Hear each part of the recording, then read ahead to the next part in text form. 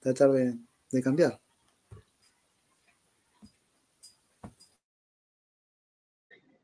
Sí, totalmente. Bueno, un poco yo, el tema que traía hoy, como conectando un poco, porque creo que acompaña y tiene relación con lo que dijo Yani en cuanto al neoliberalismo, lo que estás comentando vos recién señalabas que esto es algo que es un modelo de exclusión, pero que también tiene que ver, no solamente, además de lo económico, obviamente, lo político, también está lo social, lo cultural, que eso todo está impregnado con lo ideológico. Yo creo que el modelo de Javier Milei, un poco que obviamente tiene que ver con esta cuestión que venimos hablando con respecto a la política antiderechos humanos, esta cuestión cancelatoria y negacionista de los derechos humanos y de los organismos, bueno, obviamente que defienden a esos derechos. Hemos visto día tras día cómo desde el lado de, por ejemplo, la vicepresidenta Victoria Villarruel, ha dado muchos ejemplos de ir en contramano, obviamente, de esto, lo manifiesta siempre que puede, con respecto a lo que son las madres y las abuelas de Plaza de Mayo. Y en esa misma línea, parece ser que en eso coinciden, últimamente no coinciden en muchas cosas, pero en esto sí, con Javier Milei es lo mismo. Tanto Victoria Villarruel como Javier Milei hacen, digamos, moneda común, por decirlo así, en lo que tiene que ver con esta cuestión cancelatoria y negacionista de los derechos humanos. Bueno, un ejemplo reciente que ya es de público conocimiento, justamente, dicho sea de paso, comento, bueno, mañana hay un festival en lo que es el Centro Cultural, el Espacio de la Memoria, mejor dicho, convertido luego en Centro Cultural, porque se le quitó eso del Espacio de la Memoria a Haroldo Conti. Bueno, mañana va a haber un festival a las 18 justamente en defensa y en resistencia a lo que tiene que ver con esta cuestión de que quiere hacer el gobierno, de hacer un vaciamiento. Ya estuvo, digamos, con el tema de los despidos de los trabajadores, de como siempre, de una misma forma, de una manera muy aséptica y cruel, mandando WhatsApp y diciendo, bueno, notificándonos que están despedidos. Bueno, esto tiene que ver con una cuestión de anular todo lo que se vino haciendo. Yo por lo menos tengo que poner en foco un año, porque creo que ese año fue clave y tiene que ver también con 20 años. Anteriormente hablábamos de Cromañón y yo pensaba, mira qué casualidad, esto pasó, Cromañón fue en el 2004. Eh, entonces, hace 20 años, ¿no? Decía yo, 20 años. Y en el 2004 fue cuando se inauguró este espacio de la memoria Haroldo Conti, que obviamente tiene que ver con un gobierno particular y con un signo político particular, que tiene que ver justamente con el kirchnerismo, donde se hicieron un montón de cosas y de políticas que tienen relación con los derechos humanos, donde creo que en el mejor momento que han estado los organismos, a mi criterio, a mi modo de ver, en general, no solamente madres, abuelas, sino todos los organismos de derechos humanos fue el gobierno que más escuchó, digamos que tuvo más empatía con ellos, porque en los anteriores, bueno, en el menemismo, pleno neoliberalismo, al contrario, fue todo lo contrario, fue un gobierno que prácticamente le dio la espalda. Bueno, quizás el gobierno que sobrevino después de la alianza no fue tampoco mucho. Entonces, me parece que creo que cuando Néstor Kirchner asumió y dijo que no iba a dejar en la puerta de la Rosado sus convicciones, levantó bien las banderas justamente. Y es ahí que yo recuerdo, siempre tengo en mi memoria, en el 2004, cuando él estuvo ahí en la ESMA, y bueno, y claramente fijó una postura. A partir de ahí se hizo un trabajo muy bueno, que lamentablemente hoy está siendo prácticamente saqueado, vaciado totalmente. Así como Milei se propuso venir a destruir el Estado, yo creo que también este modelo, por eso lo decía, tiene que ver no solamente con lo económico, lo político, sino también ese vaciamiento tiene que ver con lo cultural y con todo lo que representa la memoria colectiva, porque es importante el ejercicio de la memoria colectiva. Sin ello no podemos, una sociedad no puede avanzar ni evolucionar, porque la memoria conecta con el pasado, pero también tiene que ver con el presente y lo que va a venir, las generaciones futuras. Por eso este ensañamiento particular de este gobierno con respecto a estos espacios de la memoria, como recién mencionaba, por ejemplo, el más reciente, que bueno, lo que sucedió, que ya lo saben, de Haroldo Conti, pero esto ya viene en lo que es la Subsecretaría de Derechos Humanos, hay como una persecución hacia todo aquello que tenga que ver con la memoria. Pero esto tiene un correlato, no es casualidad que suceda, no es porque sí, es porque hay una alineación con lo que tiene que ver con una política y un modelo económico que ya en algún momento resonó, obviamente, vos recién decías, Walter, en lo que, bueno, ponías el ejemplo de Martínez de Oz y lo que sucedió a partir de la última dictadura, obviamente que toda una generación, los 30.000, que siempre este gobierno los cuestionó diciendo que no era así, la propia Villarruel lo dijo, y más allá del número, es lo que sucedió.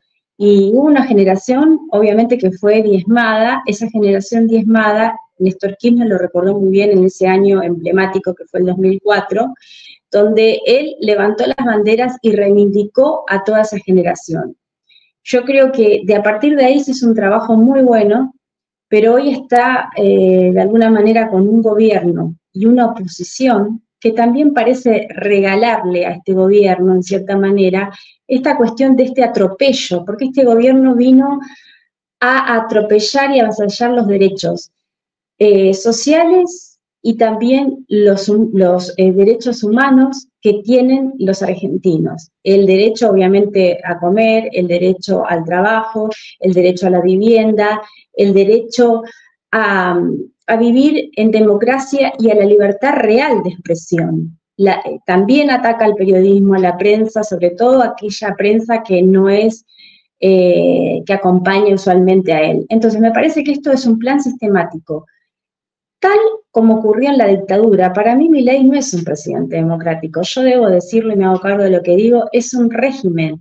Es muy gracioso porque él juega con esta doble vara de los derechos humanos, critica al gobierno de Maduro por, bueno, como ya todos saben, este gendarme que fue a visitar a su mujer, que es venezolana y tiene un bebé de 2 años, bueno, quedó allá detenido. Entonces el gobierno, como ya no tenemos más embajada acá de Venezuela, porque obviamente que el gobierno se transó muy mal con el gobierno de Maduro, entonces tiene como una doble vara. Él reclama derechos humanos hacia afuera, pero hacia adentro no ejerce bien lo que tiene que ver la política de derechos humanos.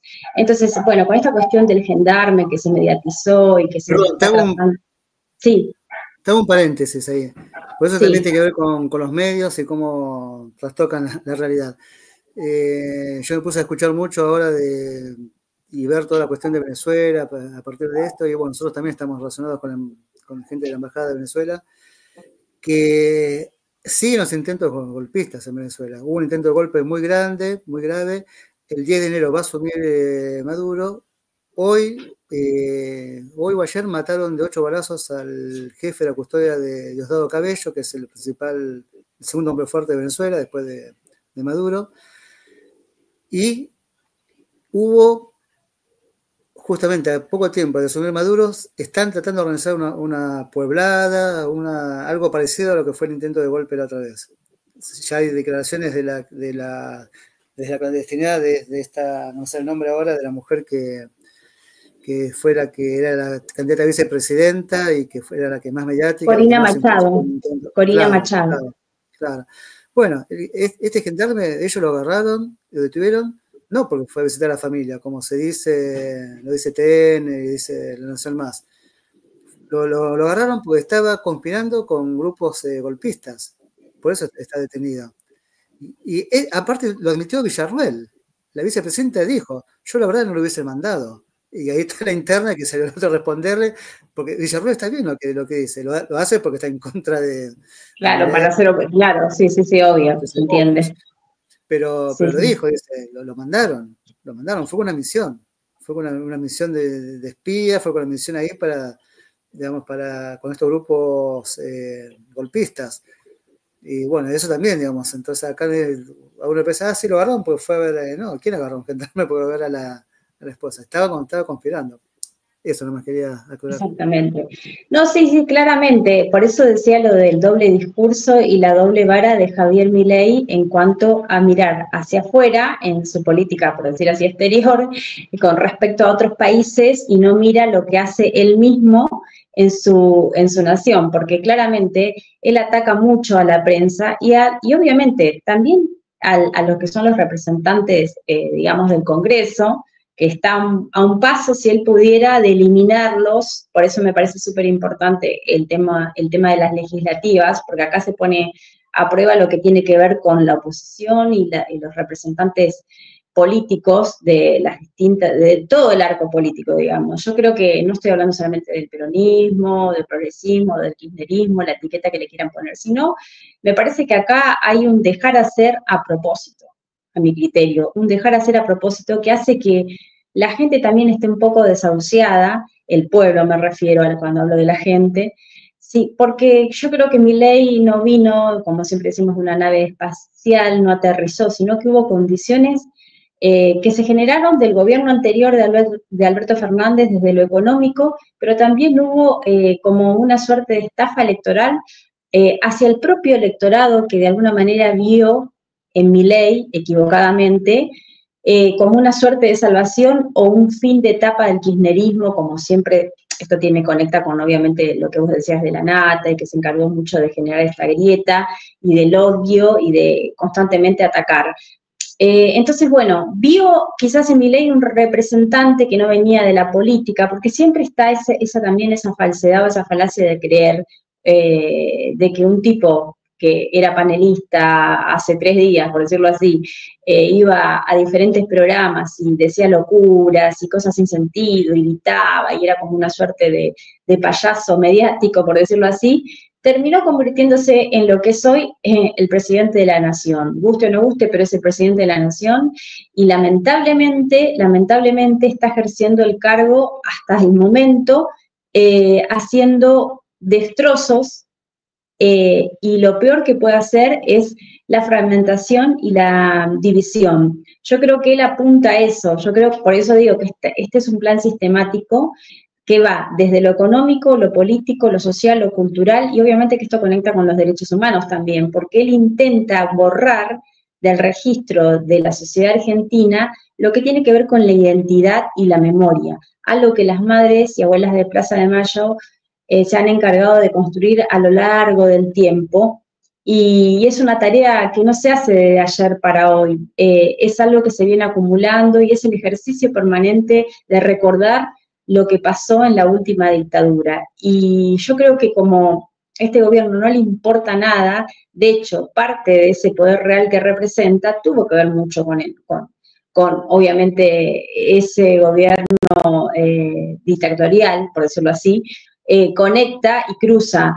Es muy difícil poder ver esto sin un contexto, porque me parece que los derechos humanos son, digamos, los bastiones que ha tenido siempre el progresismo, en este caso representado en el kirchnerismo. Por eso puse una fecha especial, el 2004. El 2004 fue el momento bisagra donde Néstor Kirchner, hizo, digamos, el despliegue de todo lo que fue una política hacia los derechos humanos, donde bajo el cuadro famoso de Videla, donde todo lo contrario a lo que estamos viviendo ahora, ¿no? Justamente se reivindicó un montón de cuestiones que tenían que ver, que estaban tapadas o que estaban olvidadas o nadie le importaba. Por eso me parece que esta política de cancelación y negacionismo de Javier Milei y de su vicepresidenta, que en eso sí están súper de acuerdo, ahí no hay diferencias entre ellos, más allá de lo político, pero en eso están muy bien y muy de acuerdo, que es exterminar, y utilizo bien la palabra, no es que la elijo por elegir, exterminar todo lo que tiene que ver con las políticas de memoria y lo colectivo. Porque esa es la idea, esa es la fragmentación que hace Javier Milei. No es solamente con destruir o ser el topo que viene a destruir al Estado, es destruir a la sociedad argentina y eliminar todo lo que tiene que ver con las cuestiones, los lazos y los vínculos y el tejido social que nos conecta. Así que bueno, es un poco el tema que traía para hoy, para para reflexionar y pensar. Sí, a mí me parece importante y tiene que ver con todo el correlato histórico, ¿no? Porque, a ver, borrar los derechos humanos, como bien decís vos, es borrar la memoria histórica, ¿no? En principio uno que piensa, bueno, borrar y sacar de la memoria lo que fue la dictadura militar, lo que fueron los campos de concentración. De hecho, o sea, de paso, ayer que estuve yo ahí con el acto que se hizo, la asamblea que se hizo en el espacio de la memoria de la ex ESMA, lo que ahí contaban los delegados, que hay varios campos, varios lugares donde fueron campos de concentración, Orleti, el de Atlético, hay varios en Buenos Aires, y bueno, en Gran Buenos Aires, en todo el país. Y y algunos que pues no son tan conocidos como el de la ESMA, el Atlético, Orleti, ya están, algunos están sin gente directamente, ya no quedó planta. En otros habían 30 personas, se echaron a 20, después incorporaron a 10, o sea, están con la mitad de personal, porque no les renuevan el contrato. O sea, lo que quieren hacer es que dejen de funcionar directamente. Yo ayer veía ahí, hace mucho me iba a la ESMA y veía ahí las gráficas grandes que tienen, en donde están donde explican que es un espacio que es patrimonio mundial de la humanidad, la ESMA. Está al nivel de Auschwitz, de los centros donde hubo genocidios en Sudáfrica. O sea, es un lugar que no pueden actuar así como porque sí el gobierno nacional, porque es patrimonio histórico de la humanidad. Tiene un nivel internacional. Bueno, ellos lo quieren hacer desaparecer. Pero atado a esto, esta memoria no es solamente, o sea, si fuera por ellos, reivindicarían la dictadura, o sea, harían un centro a favor de la dictadura, no en contra de la dictadura, obviamente. Pero tiene que ver también con que esa dictadura tuvo una causa, y que esa causa fue la lucha popular de los 70, donde por primera vez los clases dominantes, los poderes dominantes históricos en la sociedad argentina vieron tambalear su poder en una forma más potente. Porque si se quiere, y esto, bueno, por ahí es para, sí o no, digamos, para ir para el debate, para hablar, pero en la época de Perón, donde por primera vez me parece, digamos, que se logra cambiar la correlación de fuerzas, hay una nueva hegemonía interclases, así que, ¿no? Una burguesía nacional, los trabajadores en contra de la oligarquía, se genera una situación de ese tipo, un nuevo bloque social. En los 70 había directamente un cuestionamiento a todas la clase dominante, a todas. Tenía que ver, bueno, por eso, digamos, la consigna más masiva que había en esa generación de 70 era el socialismo nacional. Tiene que ver, bueno, con el contexto de Cuba, con el contexto de las guerrillas en América Latina.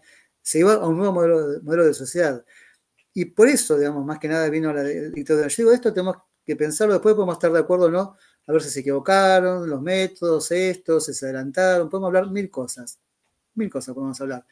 Pero la razón más que nada de la dictadura es porque realmente ellos vieron el peligro del socialismo nacional en Argentina. Vieron que había posibilidades realmente de que esa generación del 70 tomara el poder. Si no hacían la masacre que hicieron. Había toda una fuerza y eso se perdió en la memoria histórica. Hay un corte de memoria histórica. Eso no se habla, es un tema tabú. Y eso tiene que ver mucho en la política que hubo de derechos humanos, de democracia en adelante. La que mejor entiende esto y la que mejor lo expresaba era Bonafini, diciendo: nuestros hijos fueron guerrilleros que querían tomar el poder por una sociedad mejor. Punto. Y tenés otra parte, porque claro, los derechos humanos, ¿quién fue los familiares? Y los familiares no eran militantes. Eran los padres, las madres, mi hijo desaparecido, ellos no eran militantes. Entonces se armó toda la movida de derechos humanos, que estaba muy bien, denunciar lo que fue la tortura, la cárcel, el exterminio, pero no eran militantes los organismos de derechos humanos. Entonces ahí hubo un matiz y se perdió, digamos, el sentido de la causa de la lucha de los desaparecidos. La que sí lo reivindicaba de forma más cabal, más concreta, era Eve de Bonafini, y tenés de otro lado gente como, no me sale el nombre ahora, de una persona que después fue, bueno, ya me va a salir en otro momento, pero bueno, que ella escribió un libro, incluso, bueno, para ellos los hijos desaparecieron porque estaban en una agenda de algún militante, y como estaban en agenda, no. todos desaparecidos, puede haber un caso u otro, pero toda la gente que chuparon eran gente digamos, que militaba, que peleaba, que digamos que estaba organizada.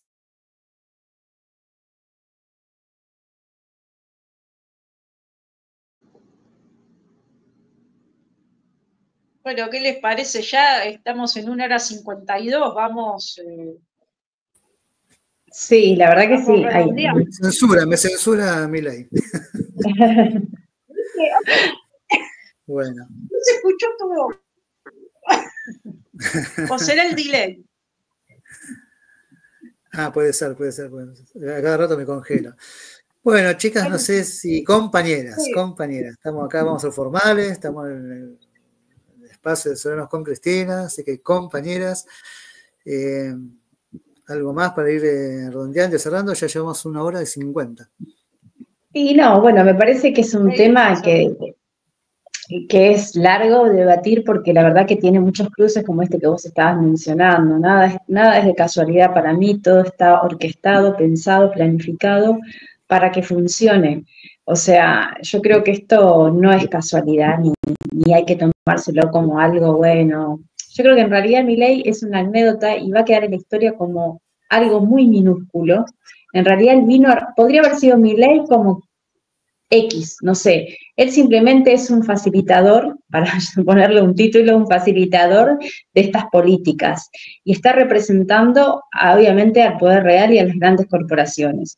Pero vamos a ver hasta dónde lo dejan, hasta dónde llega. Ese es digamos, la gran incógnita para nosotros. Pero pienso, como decía hace un rato Janina, coincido, no sabemos hasta dónde, hasta cuándo, pero no veo tampoco que termine el mandato, porque cada vez la cosa se está poniendo más grave y es imposible sostener un 80% de la población bajo la línea de pobreza. ¿A qué vamos a llegar? ¿Al 90%? ¿Y después qué? ¿Esto en qué se va a convertir? Entonces me parece que claramente esto va a tener, lamentablemente, un desenlace no muy lindo que digamos, pero bueno, esperemos que no haya que lamentar hechos, digamos, trágicos, por decirlo así. ¿Yani? Sí, ojalá, bueno, por todo lo que comentaste, sí, ojalá no ocurra un estallido social, pero va a ocurrir, es inevitable. Y con respecto también que hablaste vos, Walter, y habló Silvi, obviamente que el gobierno quiere borrar la historia, toda la historia, quiere borrar la cultura, la historia, los derechos humanos, para que la gente quede totalmente sin alma, digamos, sin herramientas, sin historia. Entonces, si no tenés historia, ¿cómo vivís? Esa es la realidad. Todos terminan siendo zombies y votan un sistema cruel, que es este sistema. Porque nadie va a votar un sistema para que lo mate de hambre o para que no le dé medicamentos o para que lo deje sin trabajo.